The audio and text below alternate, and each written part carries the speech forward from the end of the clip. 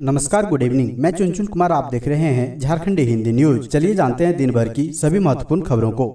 झारखंड के लोग खुद फाड़कर फेंक देंगे राशन कार्ड, किस बात पर बोले सीएम हेमंत सोरेन, जानिए यह न्यूज। मुख्यमंत्री हेमंत सोरेन चाहते हैं कि झारखंड के लोग खुद मुफ्त में मिलने वाले अनाज के लिए जारी राशन कार्ड को फाड़कर फेंक दे। अब सवाल है कि उन्होंने ऐसी बात क्यों कही। दरअसल मुख्यमंत्री हेमंत सोरेन रांची के आर्यभट्ट सभागार में स्वावलंबी और आत्मनिर्भर बनी दीदियों के सम्मान में आयोजित कार्यक्रम में शिरकत करने पहुँचे थे। उन्होंने अपने संबोधन में कहा कि आज राशन कार्ड पर ग्रामीणों की जीविका चल रही है। अगर सरकार मुफ्त में राशन ना दे तो भूखों मरने की नौबत आ जाएगी। यह सुनकर बहुत तकलीफ होती है। लिहाजा वह चाहते हैं झारखंड की ग्रामीण अर्थव्यवस्था इतनी मजबूत हो जाए, लोगों को राशन कार्ड की जरूरत ही ना पड़े, लोग खुद राशन कार्ड फाड़कर फेंक दें। मुख्यमंत्री ने कहा कि खनिज संपन्न होने के बावजूद जितना पिछड़ापन यहाँ है, वैसे शायद ही देश में कहीं होगी। यहाँ के लोगों को खनिज संपदाओं से कोई लेना देना नहीं है। यहाँ के खनिज का लाभ उद्योगपतियों, देश को तो प्राप्त होता है, लेकिन यहाँ के लोगों को उसका लाभ नहीं मिलता।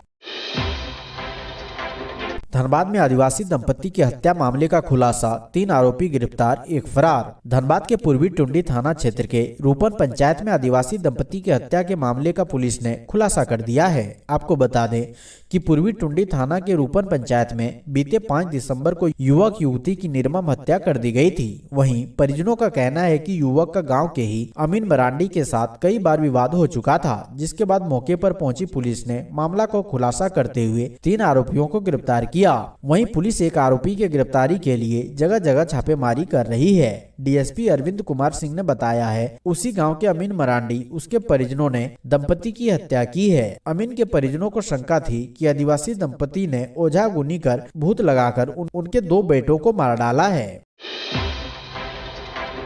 जानलेवा ठंड, इस मौसम में रहे सतर्क, ब्रेन स्ट्रोक और हार्ट अटैक का ज्यादा शिकार हो रहे लोग। राजधानी रांची सहित राज्य भर में ठंड लगातार बढ़ रहा है। पश्चिम दिशा से चलने वाली तेज पछुआ हवा के चलते राज्य के कई इलाकों में शीतलहर की स्थिति है। अब यह मौसम जानलेवा भी साबित हो रहा है। रांची के रिम्स में हर दिन ब्रेन स्ट्रोक और हार्ट अटैक का शिकार होकर क्रिटिकल केयर सेंटर पहुँचने वाले लोगों की संख्या सामान्य दिनों की अपेक्षा 15 से 20% तक बढ़ गई है। रिम्स के critical care head doctor Pradeep Bhattacharya ने बताया, ऐसे मरीज जो हाई ब्लड प्रेशर से ग्रसित होते हैं लेकिन अनजान होते हैं, इस मौसम में सर्दी की वजह से उनकी आर्टरी सिकुड़ जाती है, जिससे वह रक्त का दबाव सह नहीं पाता और हेमरेज हो जाता है और इसी तरह का हार्ट अटैक में होता है। डॉक्टर प्रदीप भट्टाचार्य ने कहा है कि इसी तरह ठंड होने की वजह से लोग इस मौसम में पानी कम पीते हैं। इस वजह से शरीर में द्रव की कमी हो जाती है, जिस वजह से ब्लड सर्कुलेशन प्रभावित हो जाता है। परिणाम स्वरूप स्ट्रोक और एंजाइना ज्यादा होता है। सिहरन और कोल्ड एक्सपोजर की वजह से भी स्ट्रोक और हृदयघात की घटना ज्यादा होती है।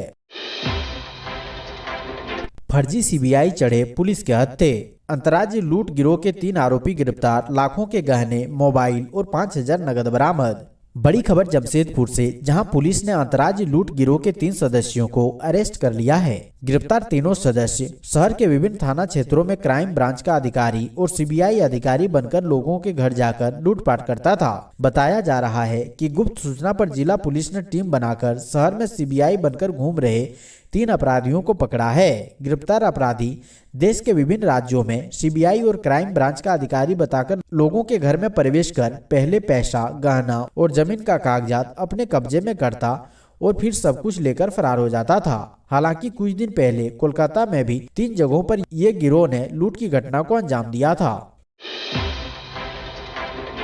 कोयला कर्मियों से जुड़े मजदूर संगठन आंदोलन पर उतारू, 9 दिसंबर को प्रदर्शन। धनबाद में जेबीसीसीआई वेतन समझौता में बाधा आने के बाद कोयला कर्मियों से जुड़े मजदूर संगठनों ने आंदोलन का ऐलान कर दिया है। मजदूर संगठन 28% वेतन वृद्धि पर अड़े हुए हैं। चरणबद्ध आंदोलन को लेकर मजदूर संगठनों की एकजुटता भी बन रही है। बीएमएस, एचएमएस, एटक और सीटू के अलावा अन्य मजदूर संगठन भी आंदोलन को समर्थन देने के लिए तैयार हैं। इस मुद्दे पर कोई पीछे हटने को तैयार नहीं है। 9 दिसंबर को मजदूर संगठनों का कोलियरियों में प्रदर्शन तय है। कोल इंडिया प्रबंधन की ओर से भी कोई आधिकारिक बयान नहीं आया है। झारखंड के बच्चों की भाषा और गणित पर है मजबूत पकड़, इस रिपोर्ट से हुआ खुलासा। कक्षा 3 तक के बच्चों की पढ़ाई की स्थिति को लेकर हुए सर्वे में झारखंड के बच्चों ने बेहतर प्रदर्शन किया है। इसके लिए केंद्रीय मानव संसाधन मंत्रालय द्वारा देश भर में सर्वे कराया गया था। NCERT की देखरेख में हुए सर्वे की रिपोर्ट भारत सरकार ने जारी कर दी है। रिपोर्ट के कक्षा 3 तक के बच्चों के भाषा व गणित बेसलाइन स्थिति की जानकारी ली गई। झारखंड में अंग्रेजी, हिंदी, उर्दू व बांग्ला विषय की परीक्षा ली गई थी। इसमें बच्चों ने बेहतर प्रदर्शन किया है। DVC ने टैरिफ बढ़ाने पर दिया जोर, बिजली उपभोक्ताओं ने किया विरोध।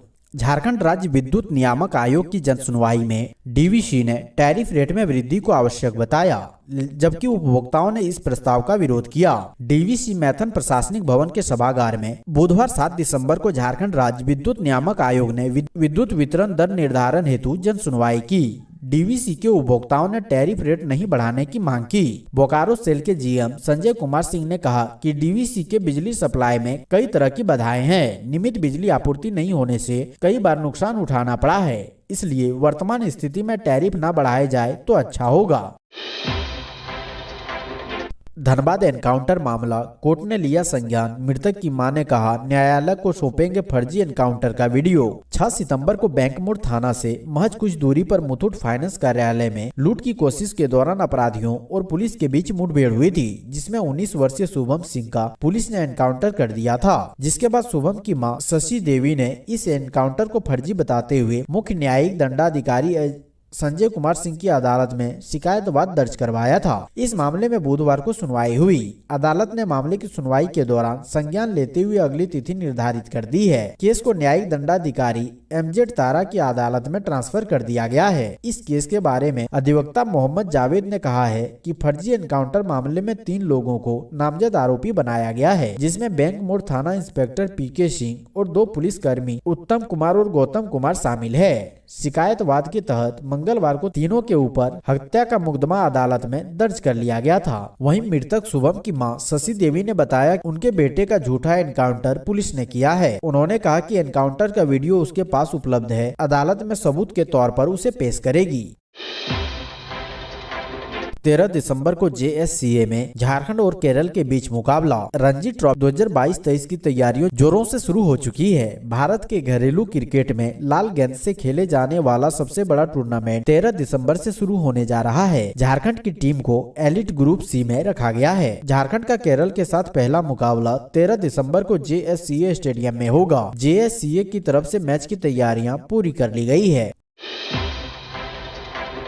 देवघर के मोहनपुर में पुलिस एसोसिएशन के मंत्री पर जानलेवा हमला, गंभीर रूप से घायल। देवघर जिला अंतर्गत मोहनपुर थाना क्षेत्र के डुमरथर गांव के पास बुधवार को JEP 5 के पुलिसकर्मी सह पुलिस एसोसिएशन के मंत्री भानु चंद्र वर्मा पर जानलेवा हमला हुआ है। इस घटना में भानु गंभीर रूप से घायल हो गए हैं। घटना की जानकारी मिलते ही अन्य पुलिसकर्मी मौके पर पहुंचे और उसे इलाज के लिए सदर अस्पताल में भर्ती करवाया। बुधवार की सुबह JEP 5 के आरक्षी सह पुलिस एसोसिएशन के मंत्री भानु चंद्र वर्मा को अज्ञात 3 अपराधियों ने बाइक रोककर चाकू से जान मारने का प्रयास किया। इस दौरान गले में गमछी लगाकर उसे दोनों तरफ से खींचने लगा, लेकिन भानु वर्मा ने जोर से झटका दिया और पकड़ने का प्रयास किया, लेकिन अपराधी मौके से फरार हो गया। बताया गया है कि घायल पुलिसकर्मी चरकी पहाड़ी में जमीन का कारोबार करता है। बुधवार को अपने 3 साथियों को जमीन दिखाकर JEP 5 पहुंचकर अपने बुलेट से देवघर लौट रहे थे। इसी बीच देवघर की ओर से एक बाइक में सवार 3 युवक आए और घटना को अंजाम दिया। घटना की सूचना मिलते ही SDPO पवन कुमार, थाना प्रभारी पांडु सामंत घटना स्थल पर पहुंचे। इसके बाद पुलिस मामले की जांच पड़ताल में जुट गई है।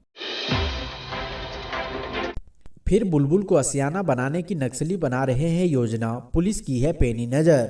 लोहरदगा और लातेहार जिले के सीमावर्ती इलाके में स्थित बुलबुल जंगल नक्सलियों का सेफ जोन हुआ करता था। इस जंगल में नक्सलियों का काम भी चलता था, जहां बड़े नक्सली आकर रहते भी थे। परंतु SP अंजनी अंजन के लातेहार जिले में SP के रूप में पदस्थापना के बाद उन्होंने सबसे पहले इस जंगल को नक्सलियों से मुक्त करने का योजना बनाई। राज्य के वरीय पुलिस पदाधिकारियों के दिशा निर्देश में लातेहार SP और लोहरदगा SP ने संयुक्त रूप से इस अभियान का नेतृत्व किया। इस अभियान में CRPF और अन्य सुरक्षा बलों को भी लगाया गया। लगभग 1 माह से भी अधिक तक इस इलाके में पुलिस की सघन अभियान चलाया गया।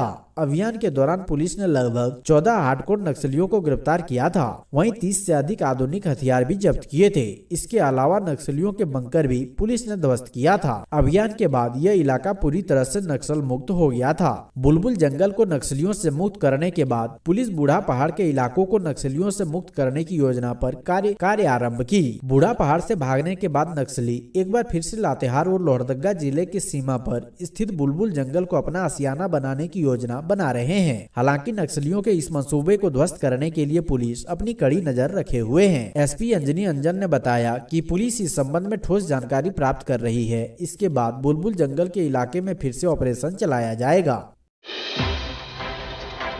रांची में नाबालिग के साथ हैवानियत, 6 दरिंदों ने 33 दिनों तक किया रेप। झारखंड राज्य से लगातार बेटी के साथ दुष्कर्म की घटना सामने आ रही है। अब राजधानी रांची से ऐसी खबर सामने आई है जिसने इंसानियत को ही शर्मसार करके रख दिया। दरअसल 6 दरिंदों ने 33 दिनों तक अलग अलग जगहों पर ले जाकर एक नाबालिग के साथ गैंग रेप किया। इस मामले में बरियातू थाने में नाबालिग पीड़िता के बयान पर प्राथमिकी दर्ज की जा चुकी है। मामले में कार्रवाई करते हुए पुलिस ने 2 दरिंदे को गिरफ्तार कर जेल भेज दिया है। जेल भेजे गए आरोपी का नाम अजय तिर्की उर्फ प्रिंस गौरव सिंह उर्फ सुचित कुमार बताया जा रहा है। वहीं अजय चुटिया स्थित राम मंदिर के समीप का रहने वाला है, जबकि गौरव सिंह पंडरा का रहने वाला बताया जा रहा है। गौरव का अपर बाजार में आलू प्याज का कारोबार है। पीड़िता ने पुलिस को बताया कि सबसे पहले आलू प्याज कारोबारी गौरव सिंह ने उसे 24 अक्टूबर को अपने घर बुलाया, उसके साथ रेप की घटना को अंजाम दिया। उसके बाद 25 अक्टूबर को अपर बाजार में एक व्यक्ति के हाथों बेच दिया, जिसके बाद उसे बकरी बाजार के समीप एक कमरे में रखा जाता था। उक्त व्यक्ति उसे अलग अलग जगहों पर ले जाता था, युवकों के हवाले कर देता था।